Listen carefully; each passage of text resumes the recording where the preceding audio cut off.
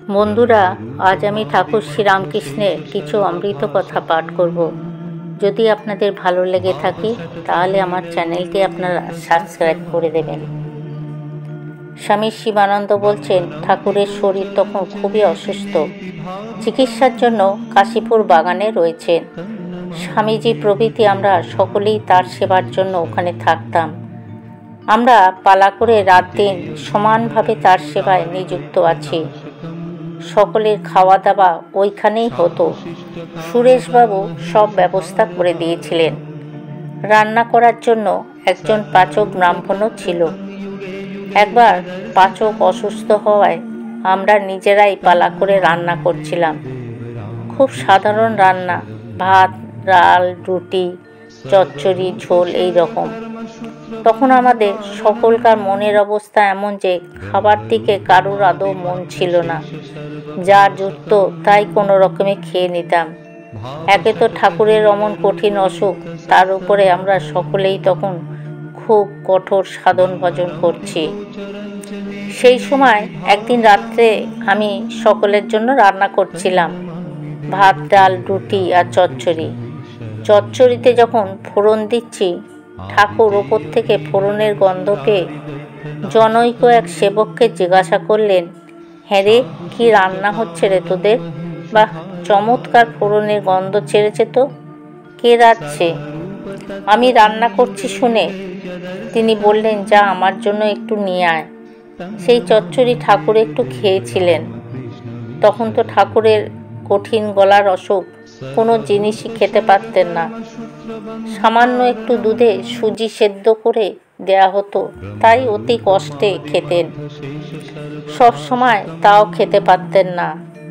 তার উপর মুহুর্মুহু এত ভাব সমাধি হতো যে বাহ্যিক কোনো হুঁশই থাকতো না। কাশীপুর বাগানে ঠাকুরের সেবায় ও ভজন সাধনে কি আনন্দেই না আমাদের দিন কাটত। আমাদের সকলকে একত্রিত করে ভাবী সঙ্গে সৃষ্টি করবে বলেই যেন ঠাকুরের ওই অসুখ। অবতারের লীলার গুরু রহস্য সাধারণ মানুষ কি করে বুঝবে? ঠাকুরের অসুখের সময় স্বামীজি, মহাপুরুষ মহারাজ ও কালী মহারাজ ঠাকুরকে না জানিয়ে লুকিয়ে বুদ্ধগয়ায় গিয়েছিলেন। সেখান থেকে ফিরে আসার পর ঠাকুর কিছু বলেছিলেন কি না এ বিষয়ে স্বামী শিবানন্দকে প্রশ্ন করা হয়েছিল। ঠাকুর বলেছিলেন, হাতের একটা আঙুল ঘুরিয়ে পরে বুড়ো আঙুল নেড়ে বললেন, কোথাও কিছু নেই। পরে নিজের শরীর দেখিয়ে বললেন, এবার সব এখানে, আর যেখানেই যাও না কেন কোথাও কিছু পাবে না। এখানকার সব দোর খোলা। কেবলমাত্র একটি দিন তিনি কল্পতরু হয়েছিলেন, তা কেন? তিনি তো সদাই কল্পতরু। জীবকে কৃপা করাই তার একমাত্র কাজ ছিল। আমরা তো চোখের সামনে দেখেছি তিনি নিত্যই কত জীবকে কতভাবে কৃপা করতেন। হ্যাঁ, কাশীপুরের বাগানে 1 জানুয়ারি তিনি একসঙ্গে অনেক ভক্তকে কৃপা করেছিলেন। সেই হিসাবে এই দিনের একটা বিশেষত্ব আছে। তিনি যে কৃপা সিন্ধু ছিলেন তা সেদিনকার ঘটনায় ভক্তরা বিশেষ করে বুঝতে পেরেছিলেন। ঠাকুরের ত্যাগী সন্তানদের মধ্যে কেউ সেই সময় সেখানে উপস্থিত ছিলেন না। ঠাকুরের তখন কঠিন অসুখ, আর আমাদের প্রাণে তখন তীব্র বৈরাগ্য। ঠাকুরের শরীর এমনই অসুস্থ ছিল যে দিনরাত 24 ঘন্টাই তার সেবার জন্য আমরা পালা করে থাকতাম। ভক্তরা সকলে দিনের বেলায় সময় সুবিধা মতো আসতেন, ওষুধপত্র খরচপত্রের সব ব্যবস্থা করতেন, কিন্তু তার সেবার সম্পূর্ণ ভারই ছিল আমরা নিয়েছিলাম। আর তার সেবার সঙ্গে চলছিল খুব সাধন ভজন। ঠাকুরও সেই বিষয়ে আমাদের খুব উৎসাহ দিতেন। পৃথকভাবে প্রত্যেককে ডেকে ভজন সাধন সম্বন্ধে উপদেশ দিতেন এবং কার কেমন ধ্যান দর্শন হচ্ছে সে ব্যাপারে খোঁজ খবর নিতেন। রাত্রে স্বামীজি ধুনি জ্বালিয়ে আমাদের নিয়ে ধ্যান জপ করতেন। কখনো খুব ভজন কীর্তনও হতো। পালা করে ঠাকুরের সেবা আর ধ্যান জপ সারা রাত খুব আনন্দে কেটে যেত। রাত জাগা হতো বলে দুপুরবেলায় খাওয়ার পরে আমরা প্রায় সকলেই খানিকক্ষণ ঘুমিয়ে নিতাম। সেদিন খাওয়া দাওয়ার পরে নিচের হল ঘরের পাশে একটা ছোট ঘর ছিল, সেই ঘরে আমরা সবাই ঘুমাচ্ছিলাম। সেদিন বিকেলবেলায় ঠাকুর একটু বাগানে বেড়াবার জন্য প্রথমে নিচে নামেন।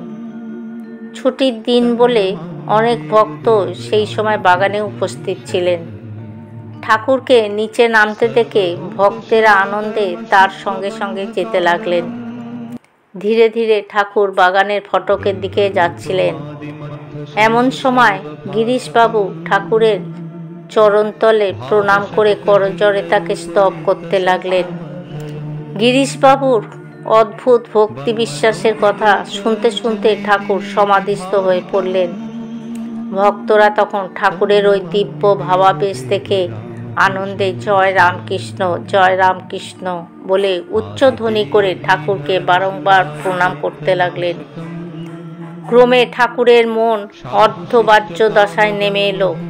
তখন তিনি কৃপাদৃষ্টিতে ভক্তদের দিকে তাকিয়ে বললেন, কি আর বলবো, তোমাদের সকলের চৈতন্য হোক। এই কথা বলার সঙ্গে সঙ্গে ভক্তদের প্রাণে এক অনিবর্চনীয় আনন্দের স্রোত বয়ে যেতে লাগলো। তারা খুব জয় রামকৃষ্ণ ধ্বনি করতে লাগলেন আর ঠাকুরকে প্রণাম করতে লাগলেন। তিনি ওই অবস্থায় একে একে প্রায় সকলকেই চৈতন্য হোক বলে স্পর্শ করে সকলের চৈতন্য করে দিলেন। তার ওই দিব্য স্পর্শে ভক্তদের প্রত্যেকের ভেতরেই অদ্ভুত অনুভূতি হতে লাগলো। তখন কেউ বা ধ্যানস্থ হয়ে পড়লেন, কেউ আনন্দে নৃত্য করতে লাগলেন, কেউ কাঁদতে লাগলেন, আবার কেউ বা উন্মত্তের ন্যায় জয়ধ্বনি করতে লাগলেন। সে এক অভাবনীয় ব্যাপার। আর ঠাকুর দাঁড়িয়ে আনন্দে সেসব দেখছিলেন। ওই গোলমালে আমাদের ঘুম ভেঙে গেল। আমরা ছুটে এসে দেখি যে ভক্তরা সকলে ঠাকুরকে ঘিরে উন্মত্তের ন্যায় ব্যবহার করছে, আর তিনি মধুর হাসি মুখে সস্নেহে ভক্তদের দিকে তাকিয়ে আছেন। আমরা যখন পৌঁছেছি তখন ঠাকুরের মন সহজ অবস্থায় ফিরে এসেছে। কিন্তু ভক্তরা তখনও সেই আনন্দের নেশায় মশগুল। পরে ভক্তদের জিজ্ঞাসা করে সব ব্যাপার জানা গেল। সকলেই বলেছিলেন যে ঠাকুরের স্পর্শে তাদের অপূর্ব আধ্যাত্মিক অনুভূতি হয়েছিল এবং সেই ভাবের প্রভাব দীর্ঘকাল স্থায়ী ছিল। তার স্পর্শে হবে না তো কি, তিনি যে স্বয়ং ভগবান। সেদিন কিন্তু ঠাকুরও দু একজনকে স্পর্শ করেননি, বলেছিলেন এখন নয়, পরে হবে। তাতেই বেশ বোঝা যায় যে সময় না হলে কিছুই হয় না, সময়ের জন্য অপেক্ষা করতে হয়। বন্ধুরা, আজ আমি পাঠ এখানেই শেষ করলাম। জয় ঠাকুর, জয় মা।